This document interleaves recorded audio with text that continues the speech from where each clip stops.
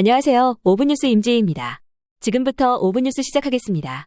미국 팝스타 저스틴 팀버레이크가 뉴욕주 롱아일랜드에서 음주운전 혐의로 체포되었습니다. 팀버레이크는 지난 18일 새벽 아메리칸 호텔에서 친구들과 술을 마신 후 운전하다 경찰에 체포되었으며 뉴욕시 경찰은 혈중 알코올 농도가 법적 기준을 초과하였다고 밝혔습니다. 한편 팀버레이크는 음주운전 논란에도 불구하고 예정된 시카고 콘서트를 강행하였습니다. 미국 정부는 국가안보 문제를 이유로 러시아에 본사를 둔 카스퍼스키의 사이버 보안 제품 판매를 금지한다고 밝혔습니다. 이 조치는 러시아의 우크라이나 침략 이후 미국과 러시아 간의 긴장이 고조되면서 나온 것입니다. 미국 정부는 카스퍼스키가 러시아 정부의 사이버 공격에 이용될 수 있다고 우려하고 있습니다. 미국 연방대법원은 21일 가정폭력으로 총기 소지 금지 명령을 받은 사람이 총기를 소지하는 것을 불법으로 규정한 연방법률위 위원이 아니라고 판단했습니다. 해당 소송은 여자친구에게 폭력을 휘두른 뒤 총기 소지 금지 명령을 받은 이후에도 총기를 사용한 혐의로 징역형을 받은 텍사스 남성이 제기했습니다. 이 판결은 가정폭력 피해자를 보호하고 총기 난사 사건을 줄이는 데 도움이 될 것으로 예상됩니다. 조 바이든 대통령이 이달 초 불법 입국자 망명 제한 조처를 발표한 이후 남부 국경을 불법으로 넘는 이주자 수가 25% 감소한 것으로 나타났습니다. 이는 바이든 행정부의 불법 이민 문제 해결 노력이 일정 효과를 거두고 있다는 것을 보여주는 지표입니다. 최근 미국 G세대 사이에서 잇몸 담배가 인기를 끌고 있습니다. 잇몸 담배는 담배 잎 대신 니코틴, 카페인, 향료가 첨가된 캡슐을 잇몸에 삽입하여 사용하는 제품입니다. 일부에서는 잇몸 담배가 일반 담배보다 덜 해롭다고 주장하지만